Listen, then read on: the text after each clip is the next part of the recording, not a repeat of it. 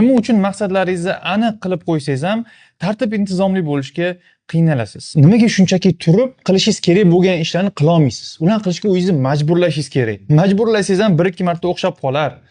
Lekin baribir oldingi holatga qaytib qolaverasiz.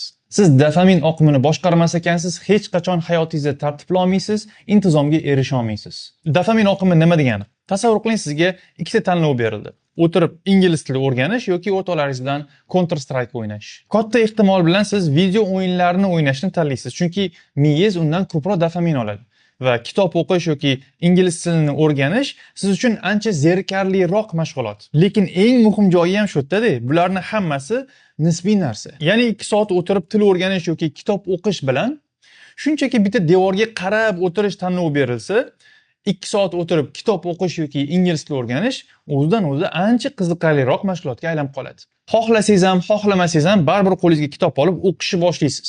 Qanchalik bu narsa oldin sizga zerikarli bo'lgan bo'lsa ham. Chunki devorga qarashdan kitob o'qish ancha qiziqarliroq. Sizning miyangiz har doim ko'proq dopamin beradigan mashg'ulotga intiladi. Shuning uchun agar ingliz tili o'rganish, kitob o'qish va boshqa siz uchun foydali narsalardan zerikmaslikni va ularni qilishni rostdan ham xohlashni istasangiz, o'sha ishlardan ko'proq dopamin beradigan mashg'ulotlarni qayta-qayta qilishni to'xtatishingiz kerak. Siz Instagramda Vine yoki bekorchi va uyatsiz blogerlarni ko'rish, befoyda o'yinlar va boshqa arzon dopamin manbalarini miyangizga qayta-qayta ko'rsataverar ekansiz. Kitob o'qish, til o'rganish va boshqa aqliy mehnatlar siz uchun borgan sari o'ta zerikarli va siz ularni qilishingiz uchun o'zingizni majburlashingiz kerak bo'lgan ish bo'lib boraveradi. Chunki sizning miyangizga farqi yo'q, qilayotgan ishingiz foydalimi, befoydami, hatto zararli bo'lsa ham, sizning miyangiz har doim ko'proq dopamin beradigan narsaga xayolingizni haydayveradi.